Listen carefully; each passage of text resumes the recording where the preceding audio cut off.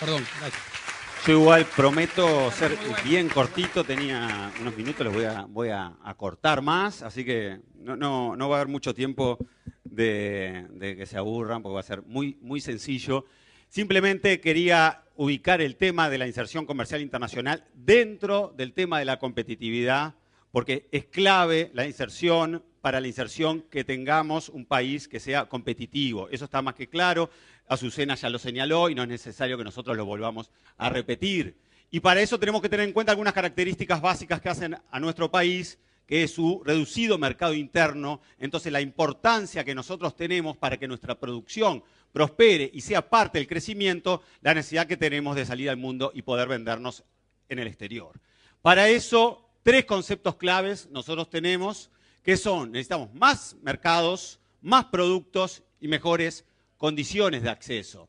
En este sentido, ¿qué es lo que vemos en este esquema que tratamos de mostrar acá? Y perdón que vaya rápido simplemente para no aburrirlos. En realidad, la preocupación nuestra pasa por el sentido de que no tenemos más mercados. Necesariamente, a lo largo, en los últimos años, el Uruguay comercia aproximadamente con 150, 170 países, no como el ministro Murro señaló, que pasamos del 2005 al 2015 de comerciar con 40 a 150. Eso es una falsedad absoluta. Y seamos más protocolares, es un error, mejor dicho, de parte del ministro. En realidad, el Uruguay sigue comerciando con el mismo número de países. Pero ese no es el problema. El problema es la concentración. ¿A quiénes vendemos? En realidad, nuestros destinos de exportación siguen concentrados en algunas regiones o países. En particular, nos encontramos concentrados en estos momentos en China y en Brasil. Entonces, tenemos que aproximadamente el 40% de nuestras exportaciones se dirigen a esos dos mercados. Y a su vez, el otro problema que tenemos es que tampoco tenemos una oferta diversificada. Nosotros, nuestros productos, fundamentalmente el 50% de nuestro comercio es en carne, soja y celulosa, y el 80% pertenece a bienes primarios. ¿Qué queremos decir con esto? ¿Cuál es la importancia de esto? Que estamos concentrados en pocos países y estamos concentrados en muy pocos productos y con poco valor agregado. ¿Esto qué significa? Pocos productos más pocos destinos, continuamos siendo muy vulnerables a los shocks externos. Como lo fuimos en el 2001, en la actualidad también. La guerra comercial entre Xi Jinping y Trump, China, Estados Unidos, puede afectar nuestro comercio. Nuestro destino de soja fundamentalmente se destina al mercado chino. ¿Cómo esto afecta algunas variaciones en ese conflictivo mundo o sistema internacional en el que nos encontramos inmersos? Entonces, nosotros apuntamos cada vez más a la necesidad de encontrar más mercados, más productos, pero además, el tercer factor, en mejores condiciones. ¿Y qué queremos decir con esto? Azucena lo resaltó hoy en su exposición. El Uruguay, los exportadores uruguayos ven incrementados el costo de sus productos en el exterior anualmente en 250 millones de dólares, que es lo que pagamos a cifras del 2017 en aranceles. Si eso lo calculamos por un periodo de gobierno, por supuesto es un cálculo totalmente carente exacto de rigor científico porque esto varía, pero simplemente para entender, aproximadamente 1.250 millones de dólares, nuestros productores, nuestros exportadores, ven incrementados sus costos en el exterior. ¿Esto por qué sucede? Porque en el Uruguay el 60% de sus ventas al exterior van a destinos en donde pagamos aranceles, donde pagamos tan gravados el ingreso de nuestros productos. ¿Esto qué provoca? Dos cosas fundamentales. Los voy a aturdir. Estoy acostumbrado a la facultad que no hay micrófonos y es así. Entonces por mí se gritan, es como lo mismo. Y también te gritan, habla todo el mundo. En realidad, Tenemos mercados, somos menos competitivos, o sea, accedemos de forma más cara al exterior y a su vez tenemos limitada nuestra oferta, porque no podemos vender productos con valor agregado porque estos se ven a su vez gravados por tasas arancelarias más altas. En definitiva, algunas simple mención, algunas cifras. Nosotros tenemos que el 40% de nuestras exportaciones van a China y Europa, y ahí los costos anuales que tenemos son de 100 millones de dólares anuales por ingresar nuestros productos a esos destinos. Seguimos. ¿Qué queremos decir entonces con entrar en mejores condiciones? Es decir, poder entrar sin pagar esos impuestos, sin pagar esos aranceles que gravan a nuestras exportaciones. Actualmente, nosotros, ¿a dónde entramos con esas preferencias? Tenemos preferencias en el Mercosur, donde nuestros productos no están gravados. Eso, porque a la hora de discutir Mercosur es un tema también muy complejo, porque en realidad nosotros ahorramos 155 millones de dólares anuales por concepto de no estar grabados en el mercado del Mercosur.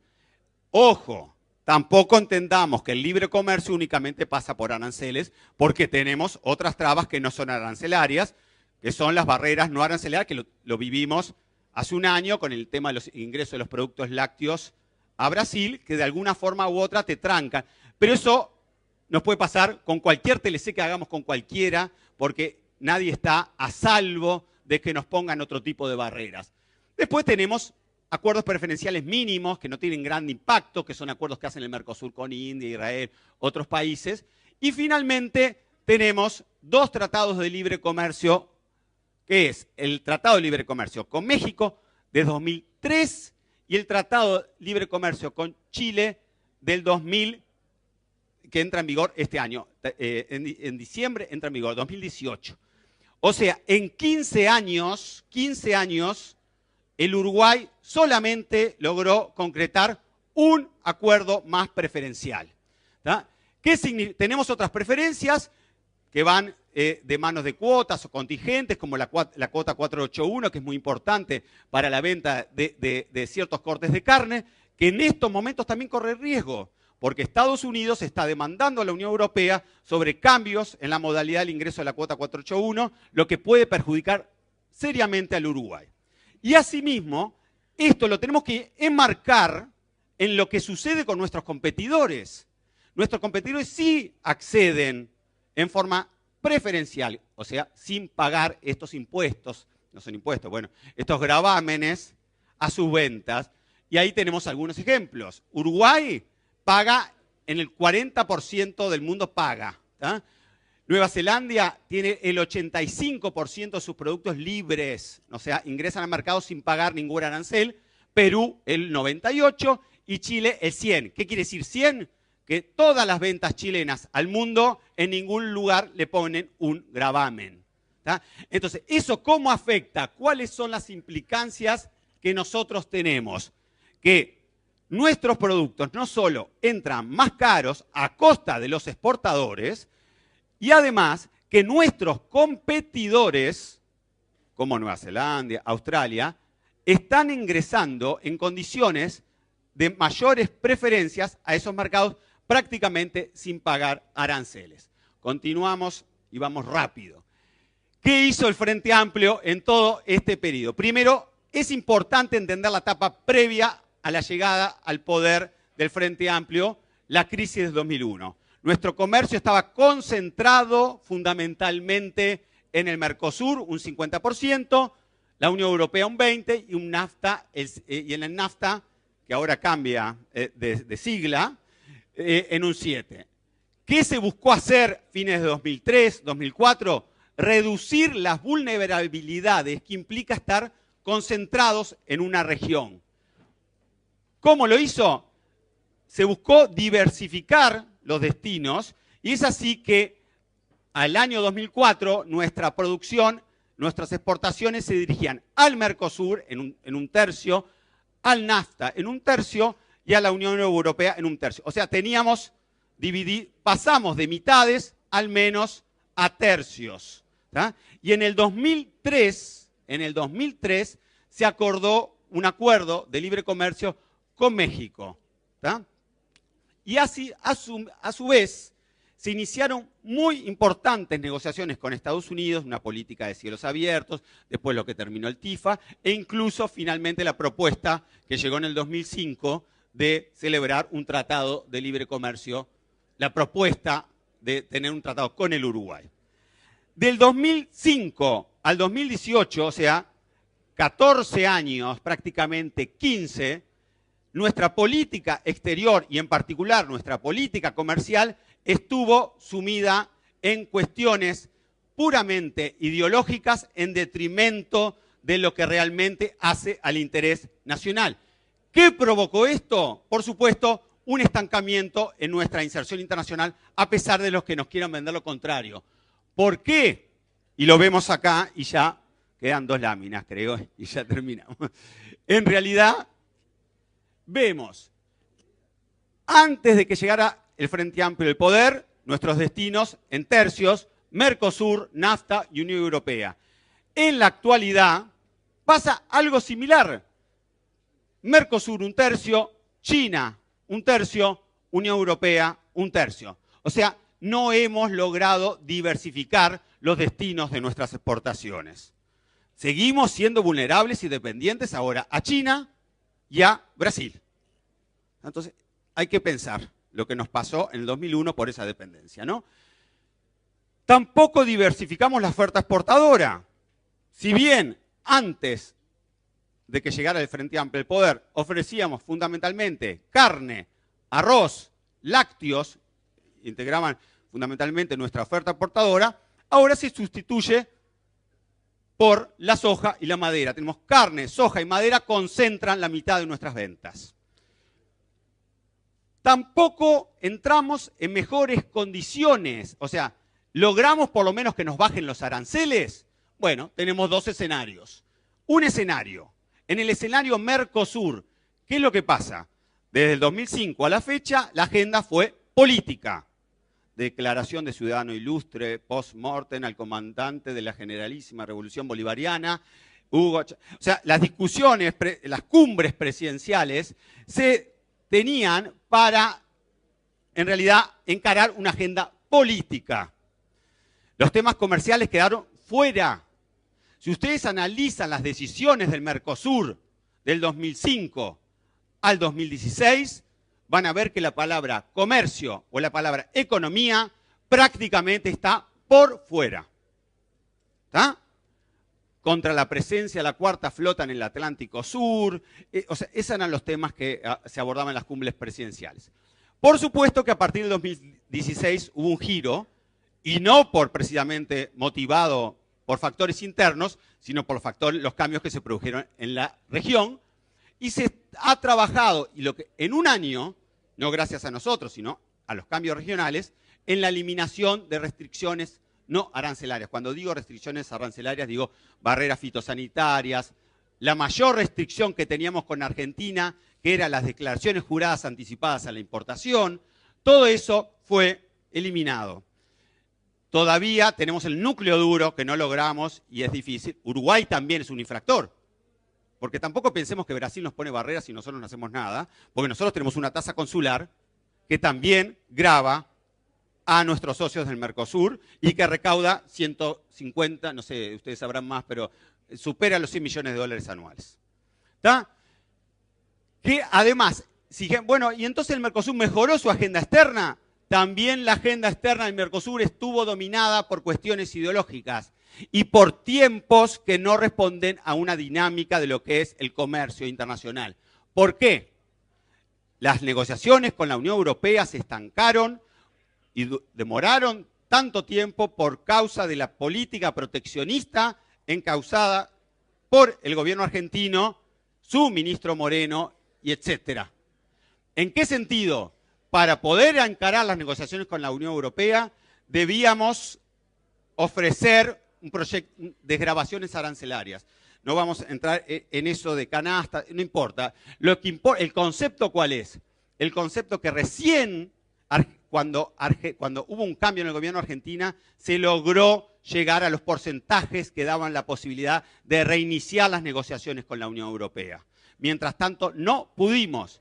E incluso en ese momento se estuvo a punto de romper las negociaciones y encarar lo que se llama negociaciones a 2 velocidades. Venga quien pueda negociar con nosotros, Brasil, Uruguay y Paraguay, y Argentina, si no quieres, te sumas después. Eso es más o menos lo que hizo con el caso mexicano, ¿no? Pero bueno, a partir de 2016 vemos cómo, o 2017, se ha impulsado una nueva agenda que nosotros, ya Luis en reiteradas oportunidades la ha señalado, el tema del EFTA, el tema del Canadá, recién ahora lo vamos viendo. Pero por supuesto el panorama, la coyuntura regional, nuevamente nos tiene unas series interrogantes de qué es lo que va a pasar en esto. Y en lo que respecta a la agenda bilateral, vale la pena recordar que solamente este gobierno logró acordar un TLC con Chile, que tampoco es gran cosa, porque ya lo teníamos, encaja por otro sistema la desgravación de bienes que ya la teníamos. Simplemente se incluyeron otras disciplinas. No voy a entrar con el tema de China, el anunciado TLC que teníamos para celebrar este año con China, porque es absolutamente una, no digamos una falsedad, seamos más, sino una aspiración de deseo muy irreal. ¿Por causa de qué? Por causa de que el gobierno no supo aprovechar los tiempos políticos para negociar con Brasil. Nuestro presidente se negó a sentarse con el presidente Temer durante un año. En junio del 16 se suspendió la cumbre del Mercosur por esos problemas. No pudimos negociar flexibilización y nos mandamos a anunciar que negociábamos con China a pesar del Mercosur. ¿Y en qué terminó? Vean los informes que hace el COMEX, el Ministerio de Comercio Exterior chino. Hasta que los temas acá no se solucionen, ellos no van a avanzar en una agenda bilateral. En definitiva, para ir redondeando, no todo tampoco es aranceles. Bueno, a ver, ¿en qué avanzamos en inserción en materia de inversiones, servicios? De los 30 tratados de inversión que tiene el Uruguay, 23 se celebraron entre el 90 y el 2005. Solamente 7 más tenemos en estos 15 años. En materia de servicios no ha habido acuerdos, solo 2. El protocolo de servicio del Mercosur, que se negoció antes del 2005, entró en vigor después, y el protocolo de servicio de Chile. Eso es lo único que tenemos de servicio. Y tan es así que nos dimos el lujo de bajarnos de la negociación más importante que existía en materia de servicios, como era el TISA. O sea, tampoco podemos inserirnos internacionalmente con nuestros servicios y tampoco estamos participando en la agenda multilateral. Nos estamos aislando nuevamente, muy a pesar de lo que se quiera decir.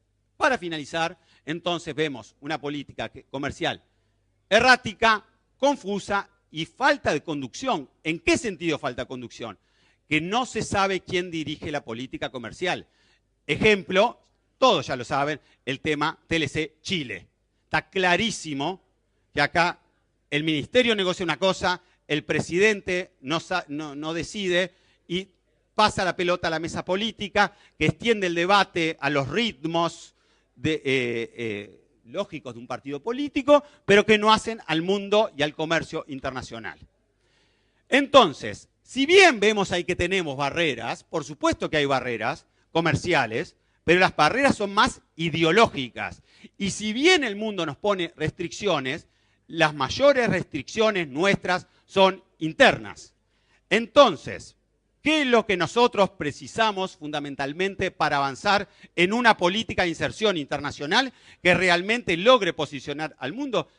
Desprendernos de concepciones ideológicas, asumir una actitud pragmática que lo único que defienda sea el interés nacional, es decir, el interés de todos nosotros. Nada más, muchas gracias.